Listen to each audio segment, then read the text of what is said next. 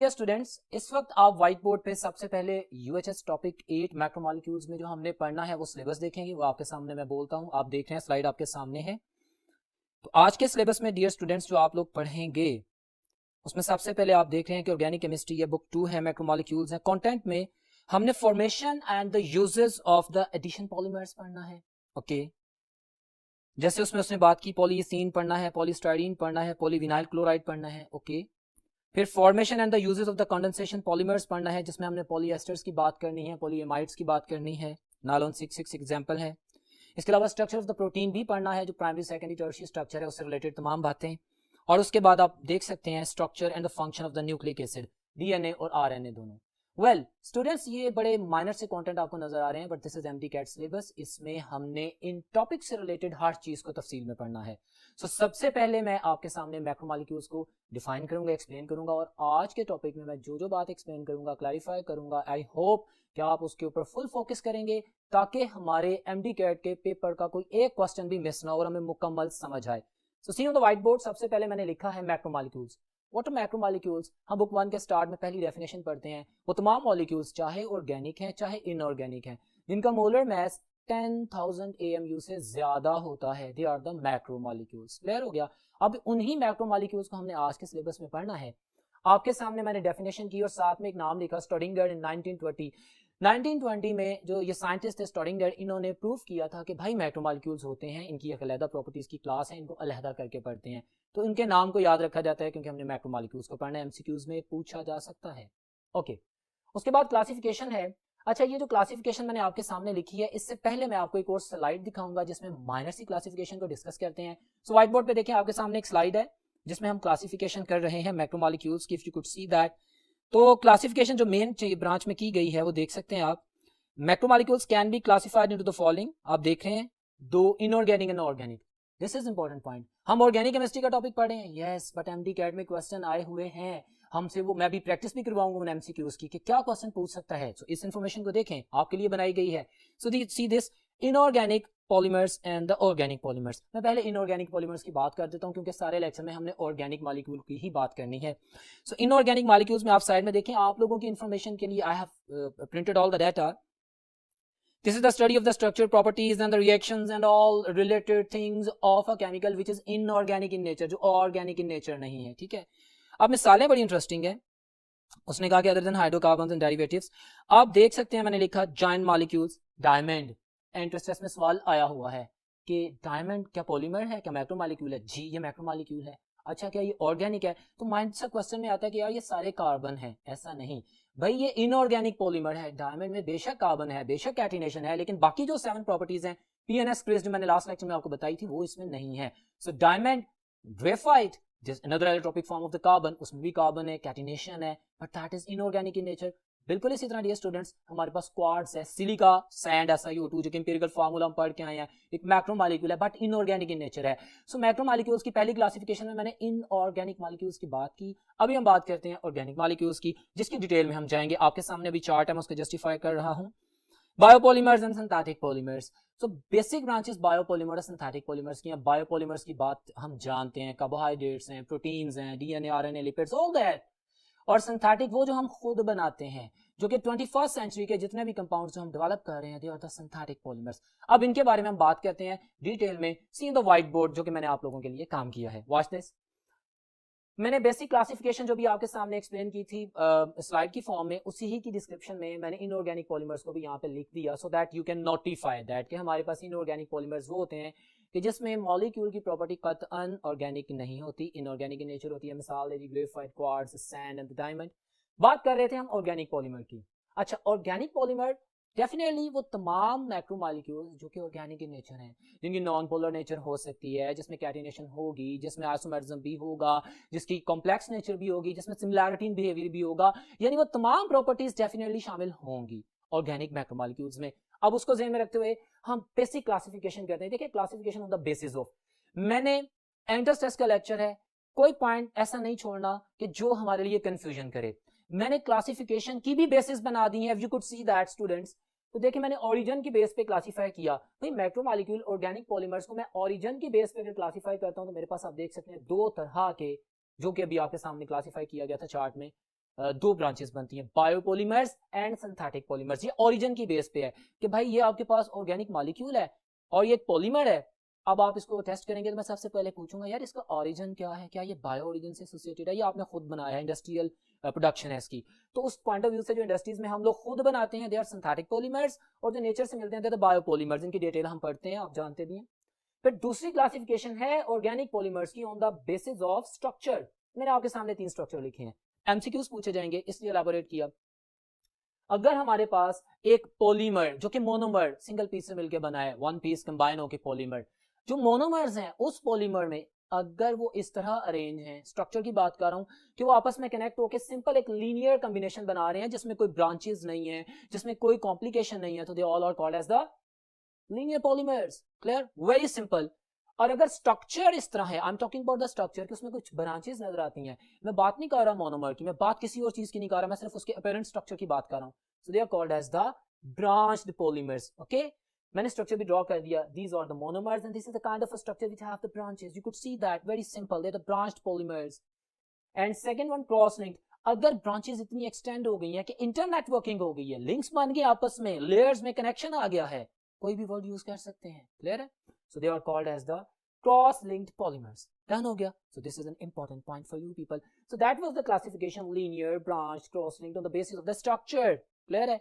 सो MCQ में जिस तरह मर्जी पूछ ले कि भाई आप लोगों के पास ये स्ट्रक्चर है, मुझे स्ट्रक्चर की बेस पे बताएं कि क्या ये पॉलीमर क्रॉस लिंक्ड है, लीनियर है, ब्रांच्ड है, you can simply answer in a very limited time.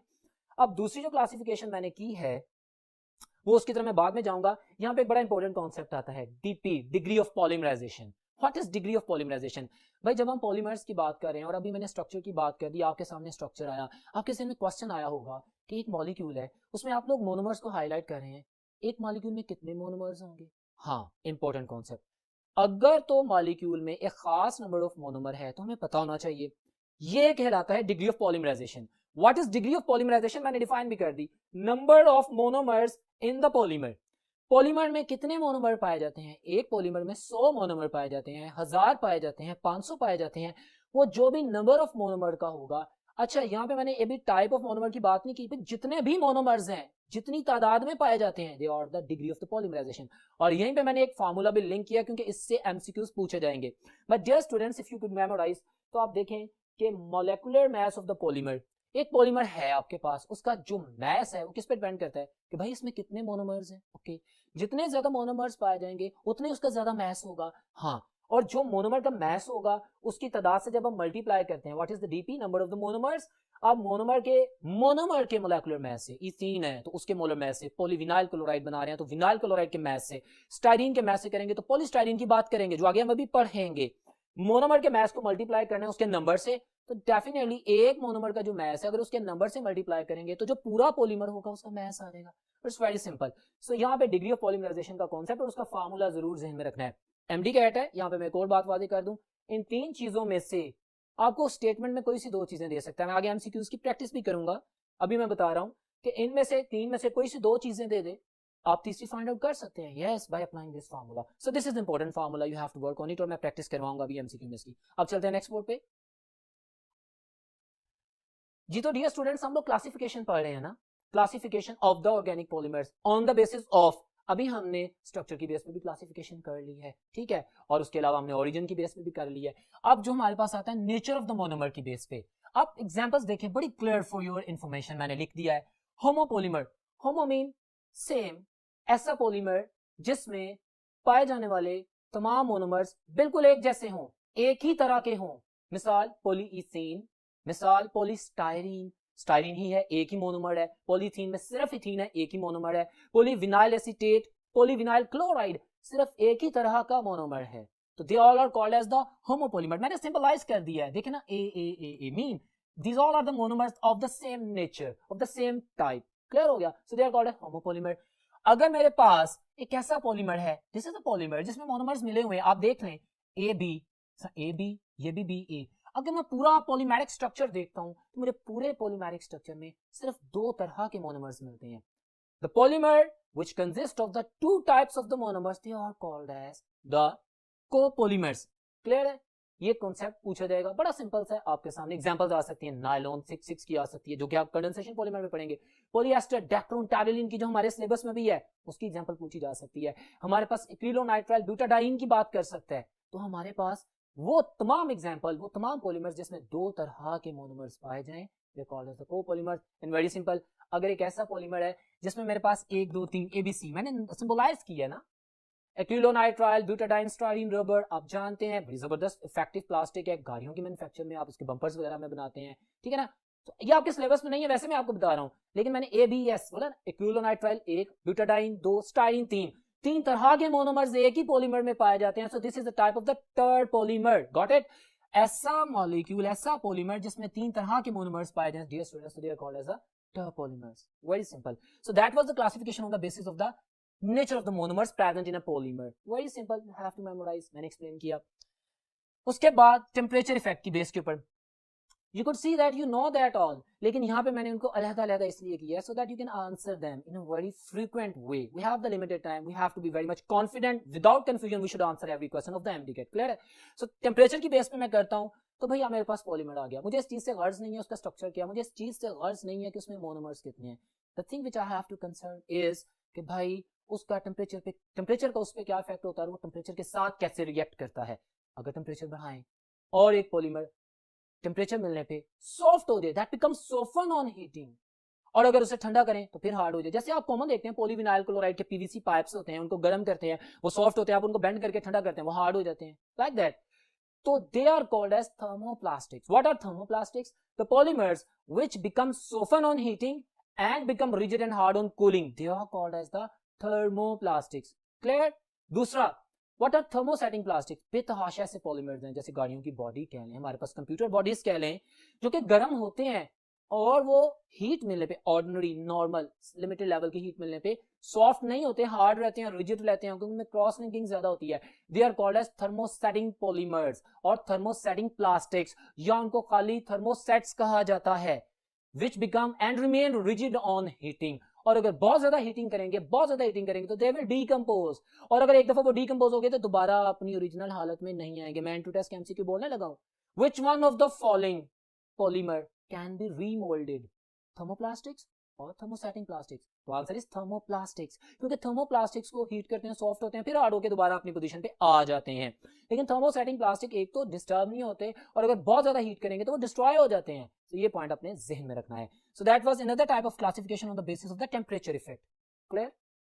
आमतौर पे, इंपॉर्टेंट लाइन बोलने लगा, आमतौर पे हम आगे मैकेनिज्म्स पढ़ेंगे, जो एडिशन पॉलीमर्स होते हैं ना, आमतौर पे वो थर्मोप्लास्टिक्स होते हैं, और जो कंडेंसेशन पॉलीमर्स होते हैं ना, आमतौर पे, सारे नहीं, आमतौर पे ज्यादातर वो थर्मोसेटिंग पॉलीमर्स होते हैं। क्लियर हो गया? अब हम बात आगे करते हैं, वही क्लासिफिकेशन आ गई। अब मैंने क्लासिफिकेशन करनी है द इंपॉर्टेंट मोस्ट, जो कि हमारे MCAT के सिलेबस में एग्जांपल्स के साथ पूछी गई है, and that is polymerisation process की बेस पे, पॉलीमराइजेशन प्रोसेस की बेस पे हमारे पास मोनोमर्स किस तरह मिलते हैं, उसकी बेस पे हमने क्लासिफिकेशन की है। तो हमारे पास दो टाइप्स हैं, एडिशन पॉलीमराइजेशन या एडिशन पॉलीमर, क्योंकि एडिशन पॉलीमराइजेशन होती है उनमें, और दूसरा कंडेंसेशन पॉलीमर्स। सबसे पहले मैं एडिशन पॉलीमर पढ़ूंगा। My dear students, this is a work for you, आप व्हाइट बोर्ड पे देख सकते हैं। पूरे MCAT में या किसी भी पेपर में जिस तरह के भी इस टॉपिक से रिलेटेड क्वेश्चन आए हुए हैं, उन सारे क्वेश्चंस की इंफॉर्मेशन को मैंने पॉइंट्स की फॉर्म में सिर्फ आप लोगों के लिए एलैबोरेट किया है, और अभी मैं इनको समझाऊंगा। उम्मीद करता हूं कि जब आप इसको सुनेंगे तो तवज्जो से सुनेंगे, और अगर आप इसको याद कर लेंगे तो आपका हर एक सवाल सॉल्व हो जाएगा इंशाल्लाह। Watch this addition polymer. मैंने पहला पॉइंट लिखा है, simple addition of the monomers. नाम से जाहिर है, इसमें मोनोमर्स जैसे ईथीन, जैसे स्टाइरीन, जैसे विनाइल क्लोराइड, जैसे विनाइल साइनाइड, जिसको एक्रिलोनाइट्राइल कहते हैं, एग्जांपल्स भी सुनिएगा, सिंपल ऐड इन होते हैं, और ऐड होके मोनोमर्स एक पॉलीमर बना देते हैं। Simple addition. What do you mean by simple addition? मैंने कोई दूसरा लफ्ज नहीं बोला, सिंपल एडिशन का मतलब है बस ऐड होते जाएंगे, कुछ भी इसमें से निकलेगा नहीं। Yes, this is the point. Addition polymers में जब मोनोमर्स मिलते हैं तो there is no elimination of the small molecule. Very important point, no elimination of the small molecule. अब चूंकि एलिमिनेशन ऑफ स्मॉल मॉलिक्यूल नहीं होती, मॉलिक्यूल्स ऐड इन होते हैं, तो चेन ग्रो करती है। Very important MCQ, addition polymerization process is a chain growth mechanism।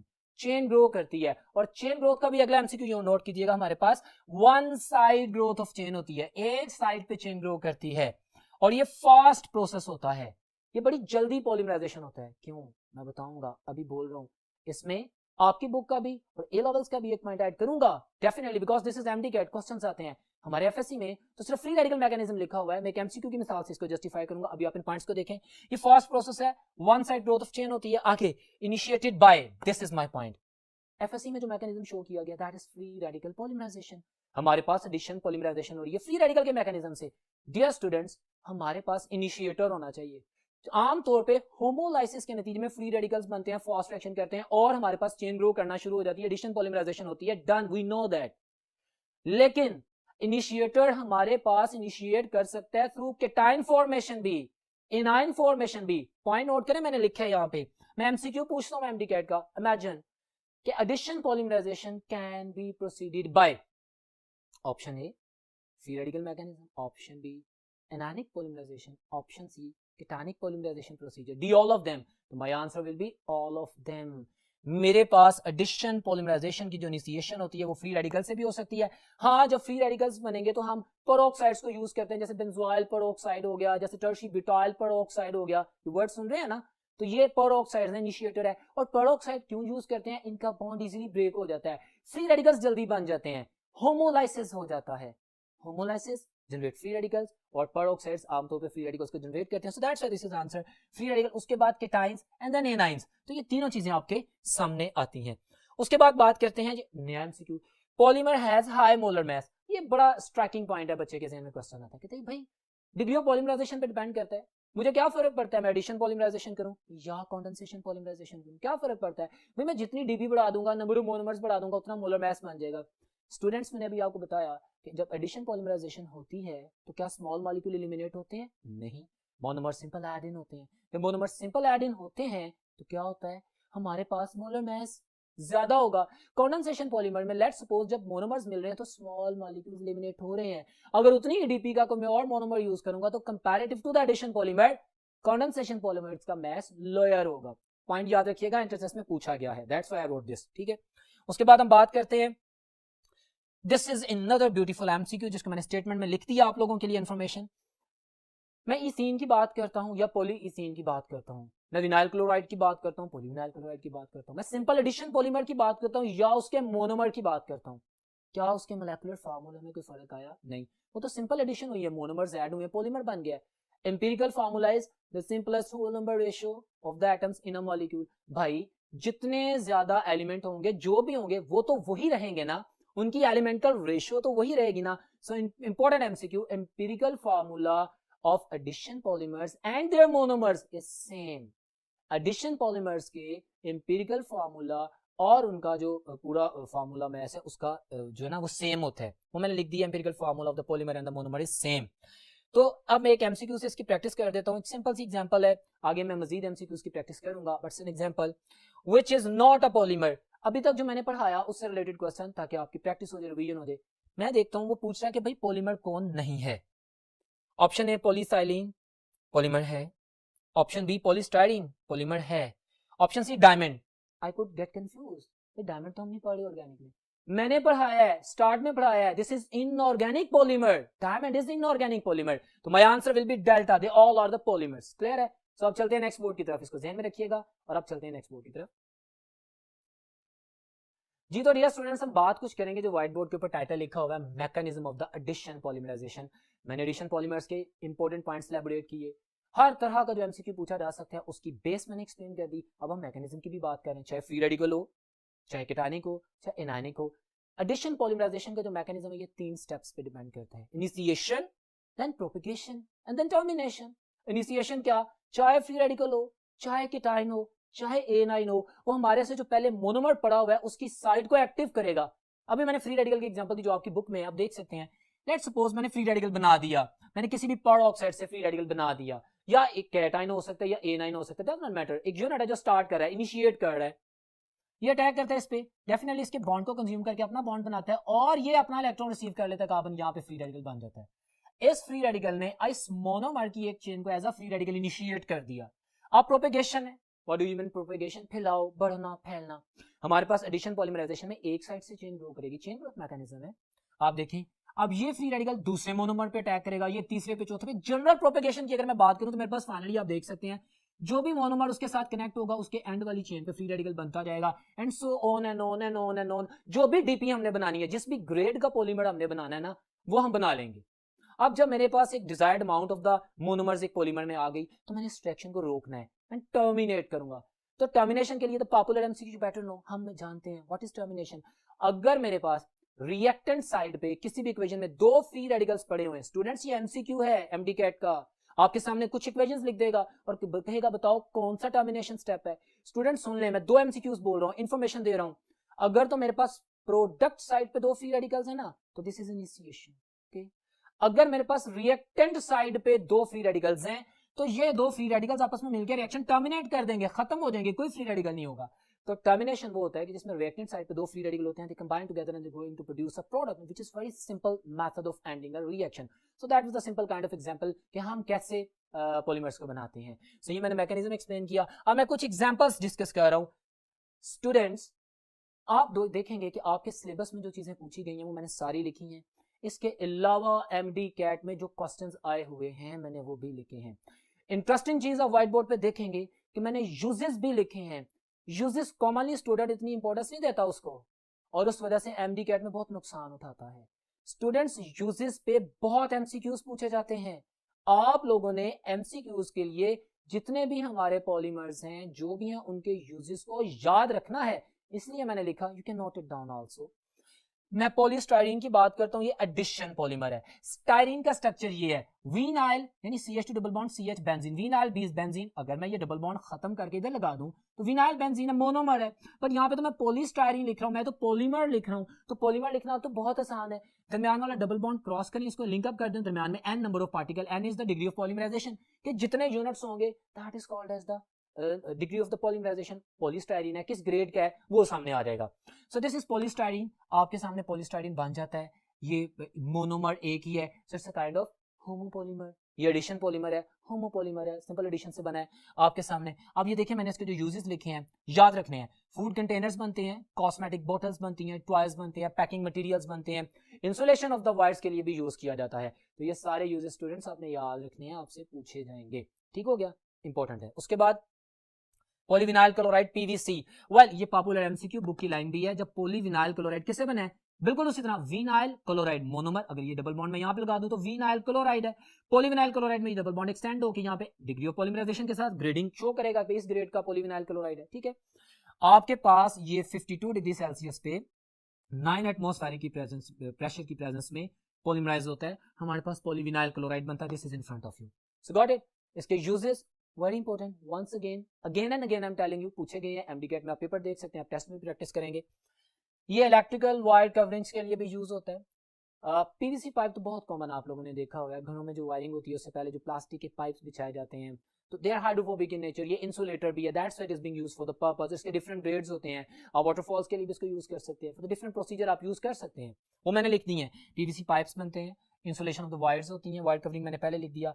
Floor tiles, ये एमसीक्यू बहुत पूछा गया है। Which one of the following addition polymer is used as a floor tiles, floor covering? तो PVC याद रखिएगा, मैंने हाईलाइट भी कर दिया। सो PVC की बात कर रहा हूँ। उसके बाद मेरे पास gramophone recorder, these all are the important uses जो कि आप याद करेंगे, मैंने हाईलाइट कर दी। ठीक हो गया। उसके बाद हम बात करते हैं polyvinyl acetate. Vinyl acetate simple वही विनाइल ग्रुप, लेकिन यहाँ पे एसीटेट ग्रुप लग गया है, तो बिल्कुल मोनोमर इस तरह होगा, यहाँ पे डबल बॉन्ड आएगा। ये मैंने पॉलीविनाइल एसीटेट PVA लिखा है n नंबर ऑफ मोल्स के साथ, द सेम केमिस्ट्री जो कि मैं पहले एक्सप्लेन कर चुका हूँ। इसके यूजेस वंस अगेन इंटरेस्टिंग, ये एडिशन पॉलीमर है, ये होमोपॉलीमर है, ये चेन ग्रोथ करता है। एडिशन पॉलीमर्स की वो तमाम एग्जांपल्स बातें कर रहे हैं जनाब। ये टेक्सटाइल कोटिंग्स में यूज होता है, ये रेजिन्स बनाता है ऑफ कोर्स। ये बाइंडर है, जो ग्लू आप कॉमन लाइफ में देखते हैं ना, ग्लू एडहेसिव मटेरियल जो कि जोड़ता है लकड़ी को आमतौर पे जोड़ने के लिए, वो यही है पॉलीविनाइल एसीटेट। ठीक है, इसी तरह आपके पास एडिसिव मटेरियल मैंने लिख दिया है, और च्युइंगम्स वगैरह बनाने में भी ये यूज होता है। इट्स डिफरेंट ग्रेडिंग यूज होती है। च्युइंगम तो ऐसी नहीं होती कि हमारे मुंह में चिपक जाए, लेकिन इसकी ग्रेडिंग बढ़ा दें, इसकी डिग्री ऑफ पॉलीमराइजेशन बढ़ा दें, और उनकी एंडिंग अच्छी कर दें कि उनके रिएक्टिव एंड खत्म हो जाए, तो च्युइंगम बनती है। यूज है, एमडी कैट का क्वेश्चन है, इसलिए मैंने एक्सप्लेन किया। नेक्स्ट ये एक्रिलिक फाइबर है, विनाइल साइनाइड। ठीक है, विनाइल साइनाइड, इसको एक्रिलोनाइट्राइल भी बोलते हैं ना, तो इसका जो फाइबर है उसको एक्रिलिक फाइबर या एक्रिलिक रेजिन्स बोलते हैं। एक एमसीक्यू जो कि एमडी कैट में पूछा गया, उसकी वजह से मैंने इसको एक्सप्लेन किया है।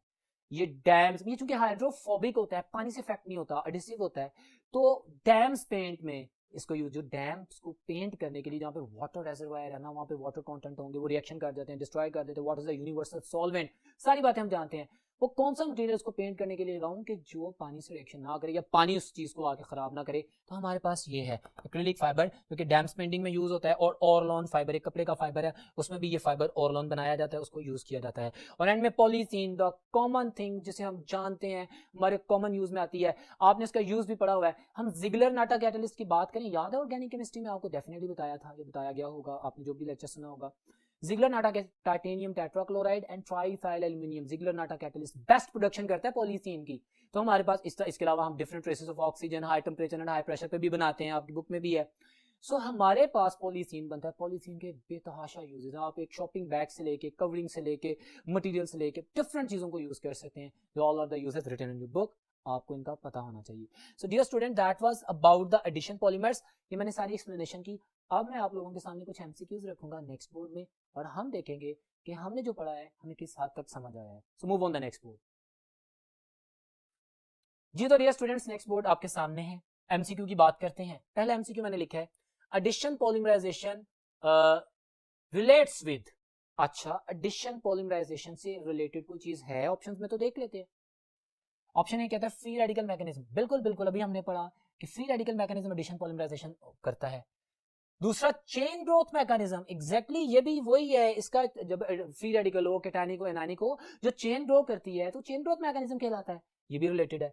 And high mass of the polymers, मैंने बताया था चूंकि इनके मिलने से मोनोमर्स में कोई स्मॉल मॉलिक्यूल एलिमिनेट नहीं होता, तो हाई मास के पॉलीमर्स बनते हैं, तो ये सारी चीजें रिलेट करती हैं। ये वो एमसीक्यू मैंने स्पेसिफिकली डिजाइन किया आप लोगों के लिए student, so that you can collect all the concern data which is important. So इस एमसीक्यू की ऑप्शन डेल्टा है, all of these ABC. Next MCQ, degree of the polymerization of the polyethene having mass 28,000. How could I get the degree of polymerization? पहले तो मुझे पता होना कि dp है क्या, degree of polymerization, number of monomers in the polymer. Okay. आपने मुझे तो पॉलीमर का मैस दे दिया, हाँ मुझे पता है, और आपने मुझे मोनोमर का नहीं बताया, बताया है ना, मोनोमर मैंने पॉलीइथीन बोल दिया स्टूडेंट्स, तो हम इथीन का मोलर मैस निकाल लेंगे। लेट्स सपोज मैं यहाँ पे कहता हूँ कि ये मेरे पास लेट्स सपोज इथीन है, तो ये मोनोमर है 12 + 2 14 एंड 14 28, तो इसका मोनोमर का मोलर मास 28 है, ठीक है। अब मैंने जो फार्मूला स्टार्ट में पढ़ाया था आपको याद होगा, मैंने कहा था molar mass of the polymer is equal to the DP multiplied by the molar mass of monomer. तो अब मैंने डीपी फाइंड आउट करनी है, तो मैं मोनोमर के मास को पॉलीमर के मास के नीचे ले जाऊंगा, यानी पॉलीमर का मास में डिवाइड कर दूंगा। What is this, polymeric mass divided by the monomeric mass. और जब मैंने मोनोमर के मास और given mass of the polymer को डिवाइड किया, तो मेरे पास आंसर क्या आता है, 1000। सो अगर इन तीनों में से मुझे कोई भी दो चीजें दे दी जाए, मैंने कहा था कि मैं तीसरी को इजीली फाइंड आउट कर सकता हूं, एज आई डिड, तो alpha option is my answer, 1000 MCQ. Clear है? नेक्स्ट ये MCQ, parents of the dam have, अभी मैंने बोला एक्रिलिक फाइबर, विनाइल साइनाइड से हमारे पास जो मटेरियल बनता है वो हाइड्रोफोबिक होता है, वो पानी से रिएक्ट नहीं करता, पानी से बचाता है, पानी उससे दूर रहता है, वो पानी से दूर रहता है, हाइड्रोफोबिक होता है। तो ये है मेरा आंसर, एक्रिलिक फाइबर। ना पॉलीविनाइल एसीटेट, ना पॉलीइथाइलीन, ना पॉलीस्टाइरीन, बल्कि एक्रिलिक फाइबर का जो मटेरियल है वो हमारे पास डैम्स जो पेंट किए जाते हैं उनके मटेरियल में होता है। But dear students, that was all about important pointed out for you people about the addition polymers according to your syllabus. अब हम बात करते हैं प्रोसेस ऑफ पॉलीमराइजेशन की बेस पर second class of the polymers, that is condensation polymers. What do you mean by condensation? Condense करते हैं, दो मॉलिक्यूल्स आपस में कंडेंस करते हैं, जुड़ जाते हैं। हाँ, कंडेंसेशन एक ऐसा प्रोसेस है जिसमें जब दो यूनिट्स मिलते हैं तो स्मॉल मॉलिक्यूल्स लाइक वाटर, आमतौर पे पानी, आपकी बुक में भी वाटर ही की एग्जांपल है, लेकिन NH3 भी हो सकता है, HCl भी हो सकता है, small molecule release the type of polymerization in which the monomers combine together and condense together with the elimination of the small molecules, that is called as condensation. Okay, the process is condensation polymerization. So अगर आप देखते हैं, इसके भी मैंने points highlight कर दिए so that you can understand. पहला मैंने लिखा है molecule of the monomer condense and release small molecules, ये डेफिनेशन है मैंने बोल दी।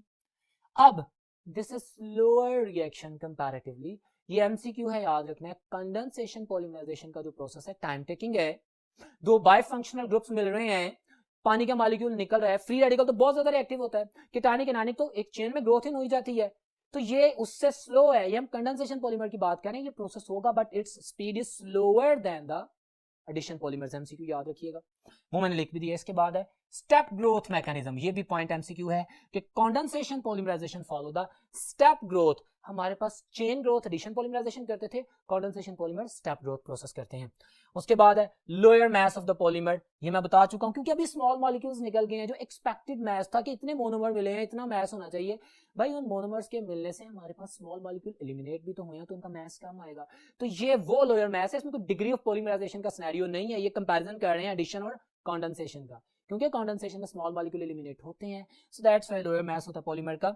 आगे कहता है कि chain grow from the both side, another important, भाई बायफंक्शनल ग्रुप है। मैं अभी एग्जांपल देता हूं आपको, तो दोनों तरफ से चेन ग्रो करेगी ना, दो मॉलिक्यूल्स उनके साथ, हर मॉलिक्यूल में दो दो यूनिट साइड पे लगे हुए हैं, बायफंक्शनल, दो साइडेड से फंक्शनल है, तो जहां जहां पे भी फंक्शनल ग्रुप मौजूद है, प्रेजेंट है, वहां से चेन ग्रो करेगी। सो यहाँ पे चेन दोनों तरफ से स्टार्ट होती है। अब हम मिसाल की बात पर करते हैं जो आपकी बुक में है, पॉलीएस्टर। आपकी बुक की मिसाल बड़ी सिंपल, उसी की बात कर रहा हूं पॉलीएस्टर की।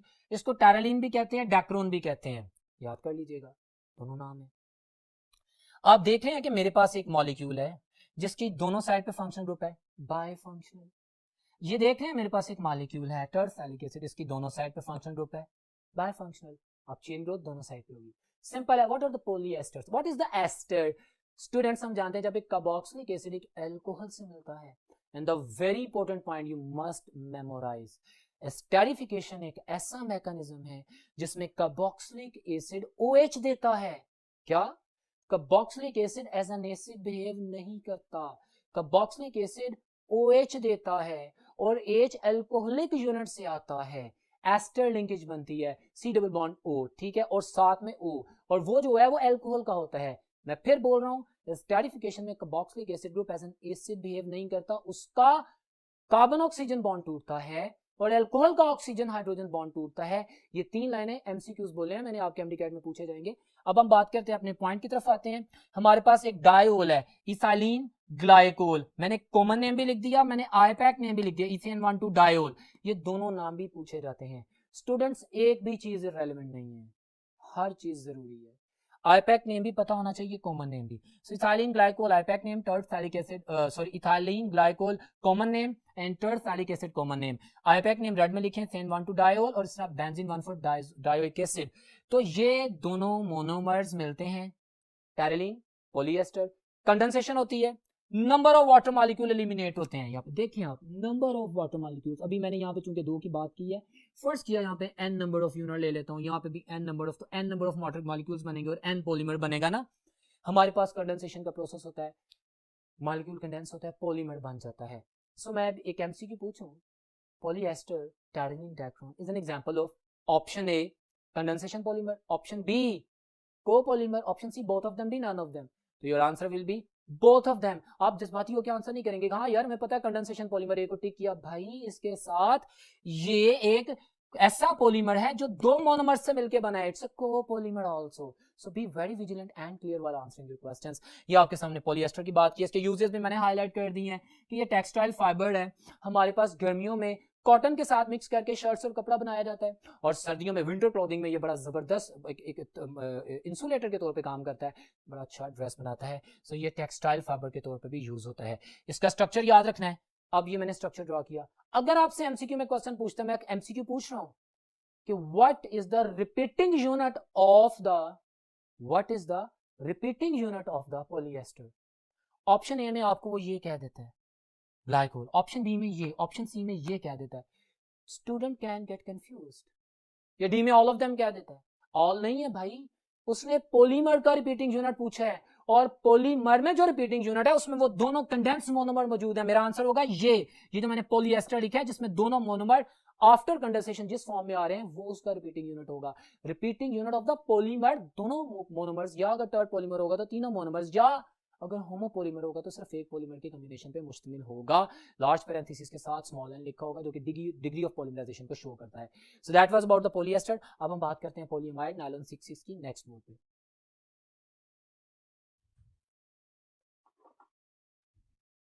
जी तो डियर स्टूडेंट्स, चूंकि हम अभी कंडेंसेशन पॉलीमर्स की बात कर रहे थे, हमने पॉलीएस्टर बनाया जिसको टैरेलिन या डैक्रोन कहते हैं। एक और कंडेंसेशन पॉलीमर जो हमारे सिलेबस में है वो मैंने आपके सामने व्हाइट बोर्ड पे लिखा है, आप देख सकते हैं, पॉलीएमाइड रेजिन। इसको पॉलीएमाइड क्यों बोलते हैं, आप देख सकते हैं कि हमारे पास इमाइड लिंकेज पाई जाती है इसमें। ये जो लिंकेज है इसको इमाइड लिंकेज भी कहते हैं, इसको पेप्टाइड लिंकेज भी कहते हैं। ये मैंने खास वजह से नाम बोला है क्योंकि इसकी बेस पे एमसीक्यू आएगा, जब आप प्रोटीन्स पढ़ते हैं तभी पूछा जाएगा, अदरवाइज ये नायलॉन 6 में आप ये छोटा सा स्ट्रक्चर और उसके मोनोमर लिखे हैं, सिर्फ इससे रिलेटेड एमसीक्यूज भी मेरे साथ जुबानी सुनिएगा, मजीद हम प्रैक्टिस भी करेंगे। सो वॉच दिस, ये पॉलीएमाइड एक कंडेंसेशन पॉलीमर है। क्यों? आप देख सकते हैं कि यहाँ पे हमारे पास एक H और कार्बोक्सिलिक एसिड का OH, ये दोनों आपस में मिलते हैं, number of the water molecules eliminate होते हैं। लेट्स सपोज हमारे पास number of this monomer and number of this monomer use हो रहे हैं, तो ये हमारे पास एक पॉलीमर बन रहा है। अब जहां पे चूंकि दो टाइप ऑफ मोनोमर्स हैं, one second, this is an example of copolymer, और चूंकि ये दोनों मोनोमर आपस में मिलकर कंडेंस हो रहे हैं, so this is an example of condensation polymer also. Clear है? बार बार मैं बोल रहा हूं क्योंकि ये इंपॉर्टेंट है, इनसे क्वेश्चन आता है और स्टूडेंट जानते हुए भी कंफ्यूज हो सकता है, लिहाजा आपने इन दोनों चीजों को साथ रखना है। अच्छा, अब हमारे पास ये जो पॉलीएमाइड रीजन है, इसको मैंने नायलॉन 6 क्यों बोला? Popular question and you are very much aware about that. क्यों बोला? नायलॉन 6 8 भी होती है, नायलॉन 10 12 भी होती है, ये 6 या 8 10 या 10 12 इन फैक्ट दोनों मोनोमर्स में पाए जाने वाले नंबर ऑफ कार्बन एटम्स होते हैं। अब देखें हमारे सिलेबस में जिसकी बात की गई है, ये एक monomer adipic acid common name है और हेक्सामिथाइलिन डायमीन कॉमन नेम है। मैंने कॉमन नेम भी लिखा, मैंने आपको अभी बताया था कि आपको common names plus IUPAC name दोनों पता होने चाहिए, दिस इज इंपॉर्टेंट। तो ये साथ में आईपैक नेम भी लिख दिया, हेक्सेन डायोइक एसिड है, वहां पे हेक्सेन 1,6 डायमीन है। अच्छा, अगर आप देखें एडिपिक एसिड या हेक्सेन डायोइक एसिड में, तो स्टूडेंट्स आप देख सकते हैं, काउंट कीजिएगा, इस मोनोमर में कितने कार्बन है?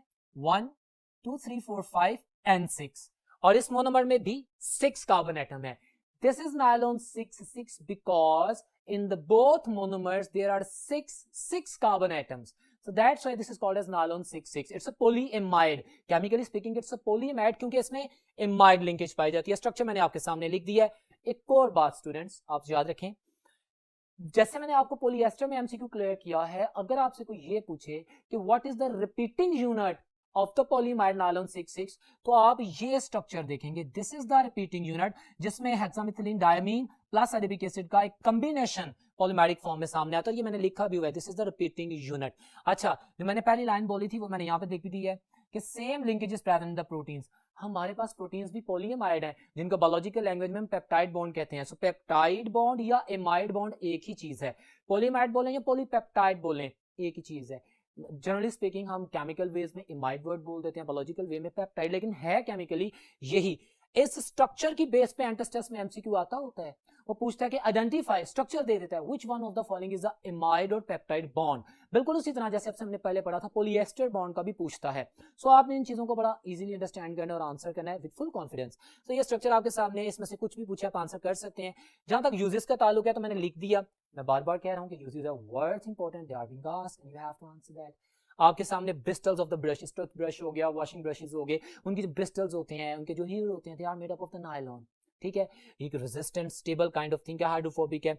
Metal substitutes in the ball bearing industry, polymer industry में, हैवी मशीनरी मैन्युफैक्चरिंग में हम high grade degree of the nylon या पॉलीमर यूज करते हुए कॉम्प्लेक्स मटेरियल ऐसे बना लेते हैं कि जो सब्स्टिट्यूट कर देते हैं मेटल्स को, जो स्ट्रॉन्ग और रिजिड होते हैं, थर्मोस्टेबल भी होते हैं, उनके मेल्टिंग बॉइलिंग पॉइंट हाई भी होते हैं, और वो क्रैक भी नहीं करते, और सबसे अहम बात, वो मेटल्स की तरह क्रूड नहीं करते, उन्हें जंग नहीं लगता। So they are being used as a substitute of the metal particles in the industry also. Textile fibre में आप जानते हैं कि नायलॉन में भी थ्रेड, ड्रेस में भी, कपड़ों में भी नायलॉन थ्रेड्स यूज किए जाते हैं for different kind of the variation of the dresses, और जहां पे ज्यादा ठंड होती है वहां पे ये यूज किया जाता है, शू वगैरह बनाए जाते हैं। So these all kind of the uses you must know about that, very important point. ये कंडेंसेशन पॉलीमर है, ये कंडेंसेशन पॉलीमर है। जनरली हम जानते हैं कि condensation polymers are usually going to make the thermosets, thermosetting plastic. कौन से thermosetting plastic? Which are not being affected by the ordinary slide temperature. वो डीकंपोज हाई टेम्परेचर पे होते हैं, लेकिन ऑर्डिनरी टेम्परेचर ना उनको सोफन करता है ना डीकंपोज करता है। ओके, ये भी तो कंडेंसेशन पॉलीमर है, but its properties are matchable like the thermoplastics. अगर इसको हीटअप करें तो ये सॉफ्ट हो जाता है और देन स्ट्रेंथन हो जाता है, हार्ड हो जाता है। बड़ी अहम लाइन बोली है, एमडी कैट का क्वेश्चन था जिसकी बेस पर भी हमने आंसर किया है। So move towards the next thing, the very important next, biopolymer, the proteins. अब हम बायोपॉलीमर्स की बात करेंगे। They are polymers, the macromolecules. हमारे पास बेतहाशा ऐसे मटेरियल्स हैं लिविंग ऑर्गेनिज्म जिससे बनते हैं, प्लांट्स और एनिमल बॉडीज में, और मेजर तौर पे प्लांट्स से हटके एनिमल्स में, तो मेगा स्ट्रक्चर, उनकी पूरी बॉडी प्रोटीन से बनी होती है। You are the student of the biology, you better know that. तो अब हम उस बायोपॉलीमर की बात करेंगे under the line of the macromolecule, जो कि हमारा टॉपिक है। मैंने कुछ प्रॉपर्टीज बिल्कुल उसी तरह हाईलाइट कर दी हैं। This is N MD class lecture. मैंने वो तमाम पॉइंट आउट कर दी हैं चीजें जिनसे एंट्रेंस टेस्ट के क्वेश्चंस बन सकते हैं, और हम उनको ब्रिलियंटली आंसर करेंगे on the basis of this data. Watch this. Greek word proteios, simple सी बात है, बट पता होनी चाहिए, पूछ सकता है। प्राइम इंपॉर्टेंस, प्रोटीन्स उससे निकलती हैं, बहुत इंपॉर्टेंट है, इसके बगैर लाइफ मुमकिन नहीं है। बिल्कुल इसी तरह ये मैंने लिखा है 10,000 in human body. Type of proteins बोला है, अमाइनो एसिड्स नहीं बोले। मैंने वो भी डाटा लिखा है। हम जानते हैं कि ह्यूमन बॉडी में अमाइनो एसिड्स 20 डिफरेंट टाइप्स के होते हैं, लाइक अल्फाबेट्स ABC 26 होते हैं, उनसे लाखों वर्ड्स बनते हैं लैंग्वेज के। बिल्कुल इसी तरह अमाइनो एसिड्स तो ह्यूमन बॉडी में 20 टाइप्स के हैं, लेकिन वो आपस में डिफरेंट पैटर्न में मिलके 10,000 डिफरेंट टाइप्स ऑफ प्रोटीन्स बनाते हैं। ये हमारी केमिस्ट्री की बुक की बात है जो आप सुनते हैं, समझते हैं हमारी केमिस्ट्री में इस चीज को आंसर करना है आपने, ठीक है। So don't try to mix with the biology. अच्छा, amino acids are the building blocks of proteins, हम जानते हैं। 20 types of the amino acids बोल चुका हूं, जिसमें 10 बॉडी बना सकती है वो नॉन एसेंशियल है, और 10 बॉडी नहीं बना सकती, we have to take in the form of diet, they are the essential amino acids. अगर 20 different type of amino acids में कुछ भी कमी होगी तो प्रोटीन्स नहीं बनेंगी ना, और प्रोटीन्स नहीं बनेंगी तो हमारी बॉडी डिस्टर्ब हो जाएगी, डिजीज हो जाएगी, प्रॉब्लम हो जाएगी। अच्छा, पॉलीपेप्टाइड्स एंड प्रोटीन्स में केमिस्ट्री में जो फर्क बोला गया है, amino acids link together to join together to form the macromolecule. अब हर मैक्रोमोलेक्यूल को हम प्रोटीन नहीं बोलेंगे, दिस इज केमिस्ट्री। वो तमाम अमाइनो एसिड्स, पॉलीपेप्टाइड्स जिनका मोलर मास 10,000 AMU से ज्यादा हो जाएगा, greater than 10,000 AMU, they are called as the proteins. और जिनका मोलर मास है पेप्टाइड बॉन्ड्स ही, है अमाइनो एसिड्स ही, वही पॉलीपेप्टाइड चेन बन रही है, लेकिन उस मैक्रो मॉलिक्यूल का मास लेस देन 10,000 AMU है, तो they are called as polypeptides. सो हम मैक्रोमोलेक्यूल्स की बात कर रहे हैं, मेरा टॉपिक मैक्रोमोलेक्यूल्स है। मैंने पहले सबसे पहले डिफाइन किया कि मैक्रोमोलेक्यूल्स वो होते हैं जिनका मोलर मास 10,000 AMU से ज्यादा हो। सो मैं बात ही प्रोटीन्स की कर रहा हूं। मेरे पास जितने भी अमाइनो एसिड के लिंकेजेस वाले कंपाउंड आएंगे, they all are the proteins, क्योंकि उनका मोलर मास 10,000 से ज्यादा है। वेरी सिंपल स्टेट है। अब देखते हैं बाकी बातें। In human body all amino acids और अल्फा अमाइनो एसिड्स, ये तो आप लोग जानते हैं, बल्कि लिविंग ऑर्गेनिजम्स में जितने अमाइनो एसिड्स हैं, they are alpha amino acids. और आप केमिस्ट्री में जानते हैं, मैं रिपीट कर रहा हूं, एक्स्ट्रा इंफॉर्मेशन रिलेटेड है, कि ज्विटर आयन सिर्फ अल्फा अमाइनो एसिड्स बनाते हैं, बीटा अमाइनो एसिड्स भी होते हैं, गामा अमाइनो एसिड्स भी होते हैं। कोई एक मॉलिक्यूल जिसमें अमाइनो ग्रुप और एसिडिक ग्रुप होते हैं amino acids, but life sciences में जो अमाइनो एसिड्स इन्वॉल्व हैं, जो ज्विटर आयन बनाते हैं, जिसको हम डायपोलर आयन कहते हैं, जिसको हम इंटरनल सॉल्ट कहते हैं, they all are the alpha amino acids. So that is some information, the basic information about protein. अब हम बात करते हैं प्रोटीन की क्लासिफिकेशन की, नेक्स्ट बोर्ड पे चलते हैं। जी तो डियर स्टूडेंट्स, अब इस बोर्ड पे आप क्लासिफिकेशन ऑफ प्रोटीन की बात कर रहे हैं, जिसके दरमियान में हमसे रिलेटेड एक छोटा सा क्वेश्चन आता है। ये क्लासिफिकेशन जो भी आप पढ़ेंगे, मैंने हमारे एमडीकैट के सिलेबस के मुताबिक जो सेकेंडरी स्ट्रक्चर की इलैबोरेशन है उसकी बेस पे की है। स्ट्रक्चर की बेस पे क्लासिफिकेशन है। Here I am not talking about the simple protein, और I am talking about the mixed proteins, और I am talking about the complex proteins. मैं नेचर ऑफ द यूनिट्स की बात तो बिल्कुल नहीं करूंगा, मैं सिर्फ स्ट्रक्चर की बात करूंगा, जो कि हमारे सिलेबस का हिस्सा है। हमारे पास स्ट्रक्चर की बेस के ऊपर प्राइमरी प्रोटीन्स हैं, सेकेंडरी प्रोटीन्स हैं, टर्शरी प्रोटीन्स हैं, क्वाटरनरी प्रोटीन्स हैं, ठीक है। अभी मैं जो बात करूंगा आपके सामने, वो प्राइमरी प्रोटीन्स और सेकेंडरी प्रोटीन्स की आप देख रहे हैं, डिस्क्रिप्शन की है। What are the primary protein structure आपके सामने है। ऐसा प्रोटीन का स्ट्रक्चर जिसमें simple amino acids are being mixed and they are going to link with each other to form a straight chain. कोई कॉइलिंग नहीं, कोई जिगजैगिंग नहीं। हाँ, ब्रांच हो सकती है, मैंने बनाई है, लेकिन कोई हाइड्रोजन बॉन्ड नहीं है। इंपॉर्टेंट पॉइंट, प्राइमरी स्ट्रक्चर में कोई हाइड्रोजन बॉन्ड नहीं है। हमारे सिलेबस के मुताबिक, हम अपने सिलेबस की बात करते हैं, तो ये प्राइमरी प्रोटीन का स्ट्रक्चर है। मैंने आपके सामने कर दिया, इसमें कोई फिजिकल बॉन्ड नहीं है। Simple linkage of the amino acids, they are going to form a linear kind of structure. कोई एक तो ब्रांच हो सकती है, लेकिन कॉइलिंग नहीं, जिगजैगिंग नहीं, 2D 3D का कोई मसला नहीं, ठीक है। So they are primary proteins.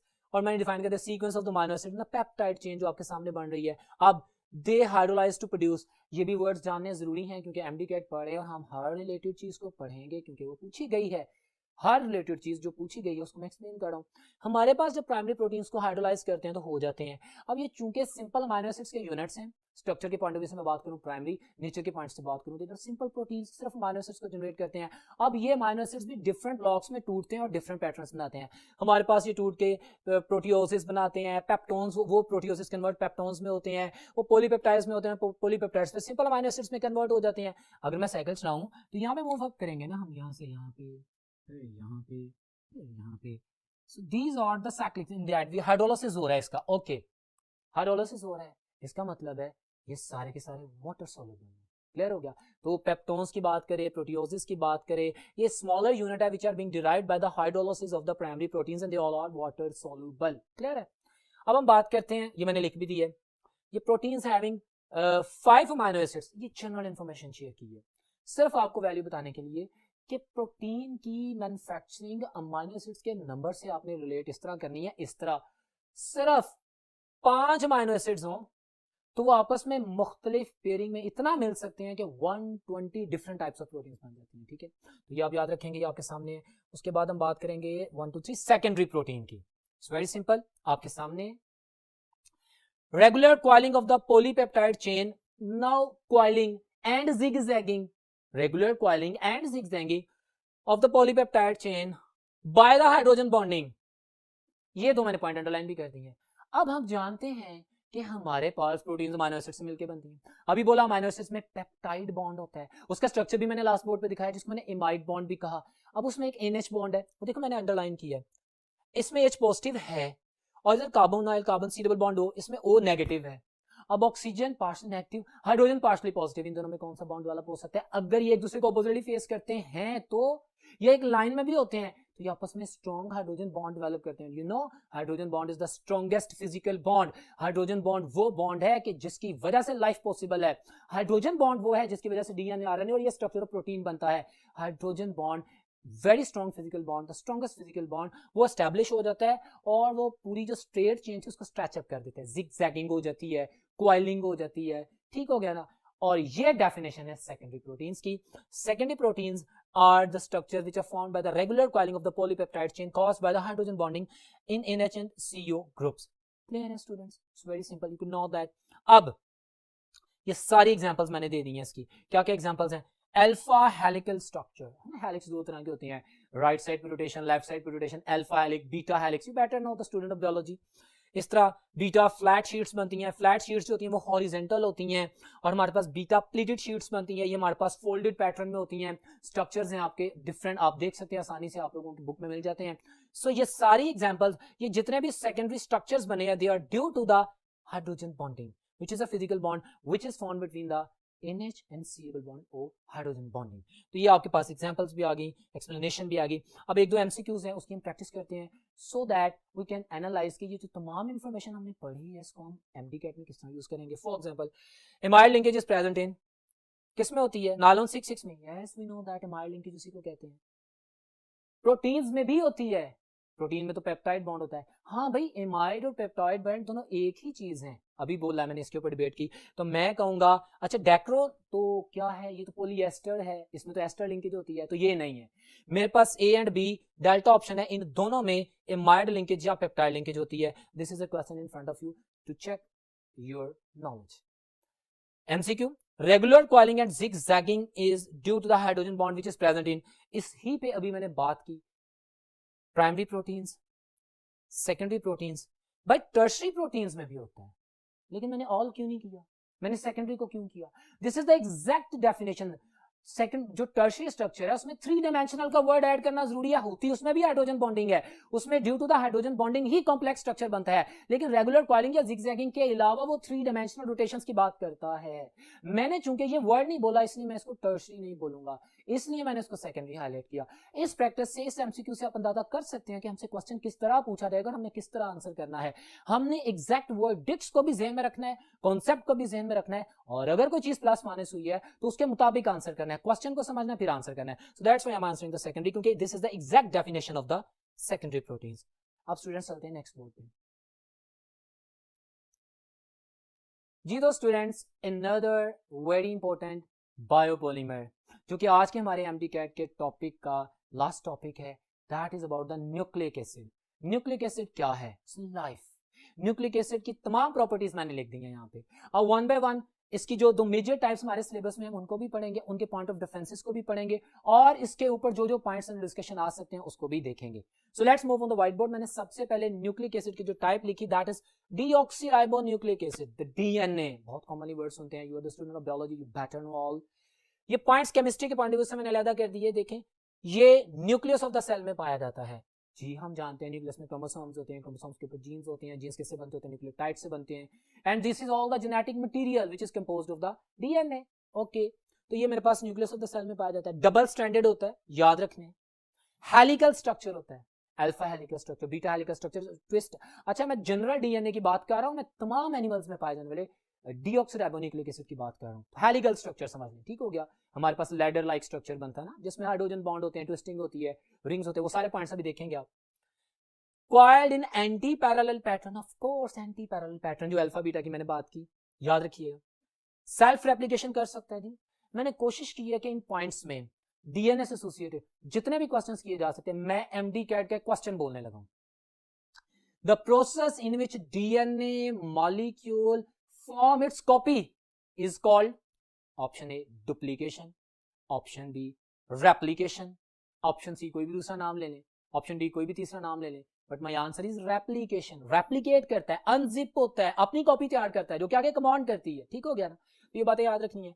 So self replication की प्रॉपर्टी डीएनए में होती है, transform genetic information, exactly this is the hereditary material, this transfer the information, command and everything, that how an offspring will be like from parents to the offsprings by the process of meiosis, from the parent cell to the daughter cell। तो DNA replicate करता है, unzip करता है, transfuse करता है तमाम genetic information अपनी copy के जरिए, हम इसको जानते हैं, इसी की बात करते हैं। तो ये डीएनए के बारे में पॉइंट्स पढ़े हैं और ये केमिस्ट्री में सवाल पूछे जाते हैं। केमिस्ट्री के पॉइंट ऑफ व्यू से भी जो चंद पॉइंट्स वो आगे आ रहे हैं, लेकिन ये सवाल भी लाजमी पूछे जाते हैं, आपको पता होना चाहिए। अब ये आती है केमिस्ट्री की बात, ये हमारे पास बायोलॉजी की भी बात है। हमारे पास आपको पता है नाइट्रोजनस बेसिस होती है, तो बेटर नो डियर स्टूडेंट्स, हम जानते हैं कि हमारे पास nitrogenous base plus pentose sugar plus phosphate group, इसको बोलते हैं न्यूक्लियोटाइड। ये तीनों मिलते हैं तो हमारे पास आगे जेनेटिक मांडू चलती है और वो पूरा स्ट्रक्चर डीएनए आरएनए का बनता है, फिर जीन्स बनते हैं, वो जो क्रोमोसोम्स में पाए जाते हैं, ऑल दैट है ना। अब वो मेरे पास जो नाइट्रोजनस बेसिस की बात करते हैं, हम जानते हैं प्यूरिन्स होती हैं, जिनका नाम स्मॉल है, उनका साइज लार्जर होता है। Adenine and guanine are the larger nitrogenous bases, you better know, इसमें डबल रिंग्स होते हैं, एक हेक्साकॉर्नेट एक पेंटाकॉर्नेट, यू बेटर नो, ठीक है।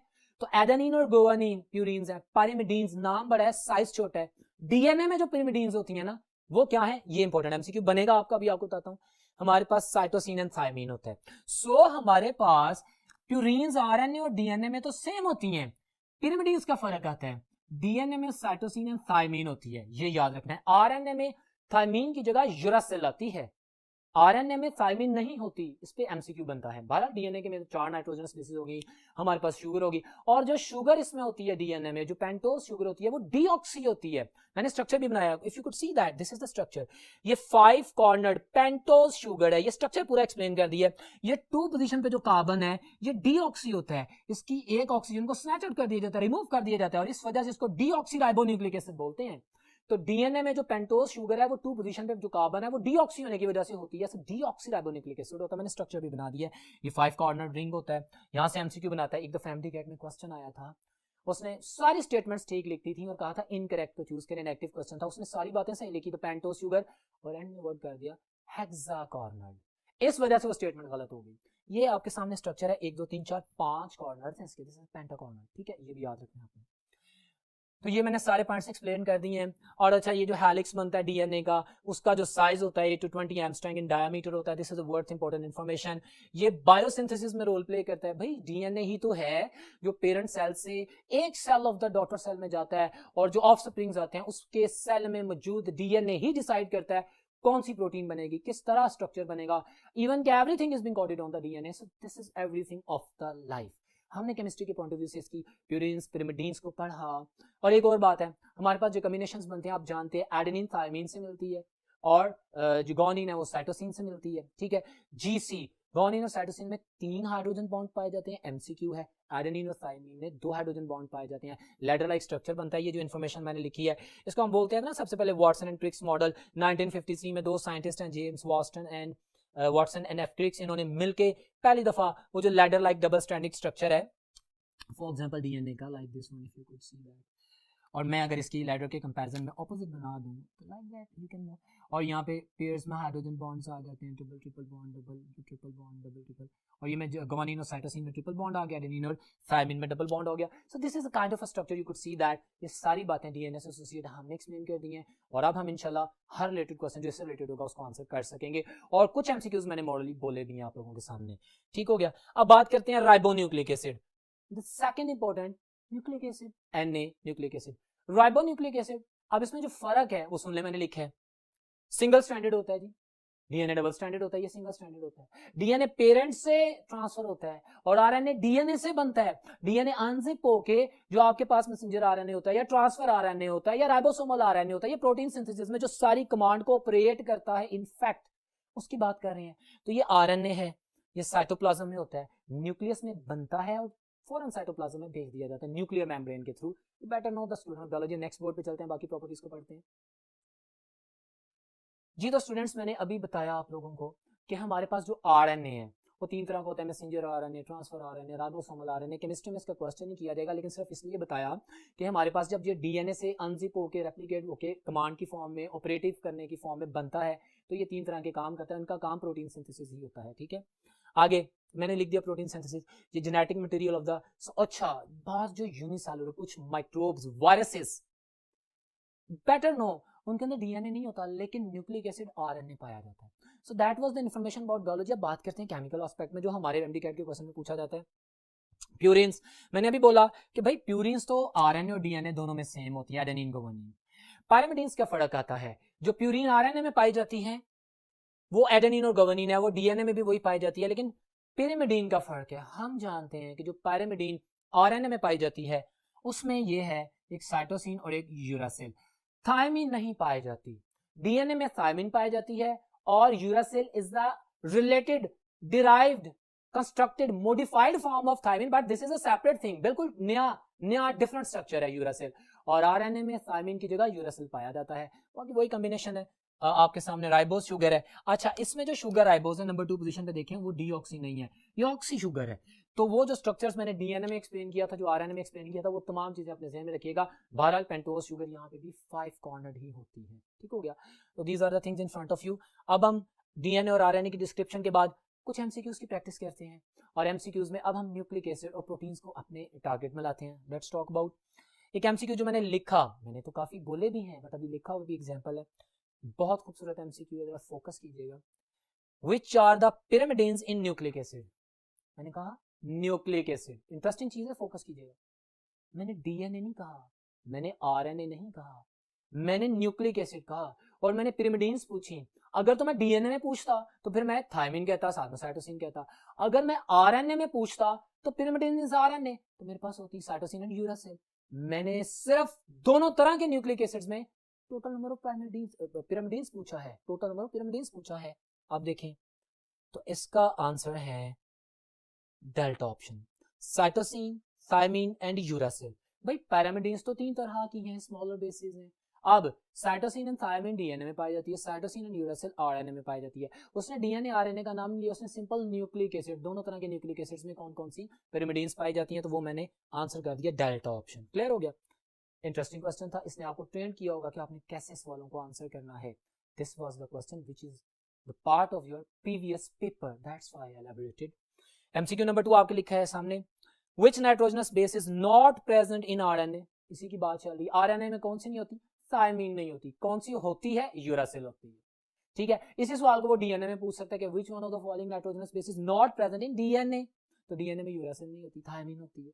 Got it. तो बहरहाल उसने आरएनए का पूछा तो थायमिन नहीं होती. अल्फा ऑप्शन आपके सामने है. Next MCQ, the nucleotide composed of. अब बताएं जी न्यूक्लियोटाइड में कौन से यूनिट्स होते हैं. स्ट्रक्चर बना के देगा आपको पेपर में, फॉस्फेट ग्रुप लगाया होगा. अब एमसीक्यूज की ऑप्शंस को देखिएगा, मैंने स्पेसिफिकली आपके लिए डिजाइन की हैं. सल्फेट बोल देगा, बच्चा ट्रिक हो जाएगा. नहीं भाई, हमें पता है न्यूक्लियोटाइड में नाइट्रोजनस बेस होती है, कोई भी हो, पेंटोज शुगर होती है और फॉस्फेट ग्रुप होता है. सो ये ऑप्शंस को देखता हूं तो मेरे पास beta option is my answer, जो कि आपसे सामने रखी गई है. नाइट्रोजनस बेस कोई भी, sugar molecule and the phosphate group. Students, अगर मैं न्यूक्लियोसाइड पूछता तो आप बेटर जानते हैं, खाली नाइट्रोजनस बेस और sugar molecule without phosphate group is called nucleoside. Nucleotide में 3 यूनिट है, nitrogenous base, sugar and phosphate group.